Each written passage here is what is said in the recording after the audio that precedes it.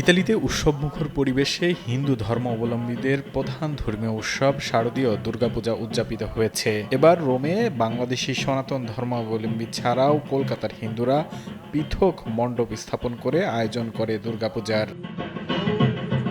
প্রতি বছরের মতো এবারও রাজধানীর রোমে একাধিক পূজা মণ্ডপ স্থাপন করে সনাতন ধর্মাবলম্বীরা তাদের প্রধান ধর্মীয় উৎসব দুর্গাপূজা উদযাপন করেছে। বৃহস্পতিবার বিজয়া দশমীতে ঘট বিসর্জনের মধ্যে দিয়ে শেষ হয় ৫ দিনব্যাপী এই দুর্গা উৎসবের। সনাতন ধর্মাবলম্বীদের এই উৎসবে বিভিন্ন পূজা মণ্ডপে ভক্ত অনুরাগীদের উপচে পড়া ভিড় ছিল। বিশেষ করে এবার রোমে বেশ কয়েকটি খোলা মাঠে আয়োজন করা হয় দুর্গাপূজার।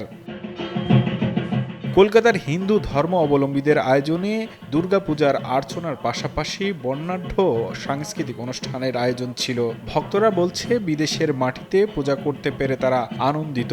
বিদেশের মাটিতে আমরা চেষ্টা করি দেশীয় আমেজ ধরে রাখার জন্য এই দুর্গাপূজাটা। আর দুর্গাপূজা যেহেতু প্রাণের উৎসব, আমরা সবাই মিলেমিশে এই পূজাটা উদযাপন করে থাকি। দুর্গাপূজার অনুষ্ঠানে আসলাম, ছোটবেলার কথা মনে পড়ে গেল। আমরা বিভিন্ন পাড়ায় অনুষ্ঠানে যেতাম ফ্রেন্ডদের সাথে, ভালো লাগতো। আর এখন ইতালি রোম শহরে ঐতিহ্যবাহী এখানে অনুষ্ঠান হচ্ছে, ভালো লাগলো। বৃহস্পতিবার মা দুর্গা পালকিতে করে ফিরে যান কৈলাসে। এবার দুর্গা এসেছিলেন নৌকাতে করে। ভক্ত অনুরাগীদের প্রার্থনা ছিল ইউরোপের বিভিন্ন দেশে যুদ্ধ বিগ্রহ এবং সকল অশান্তির অবসান ঘটিয়ে মা দুর্গা যাতে শান্তির পরশ বুলিয়ে যান।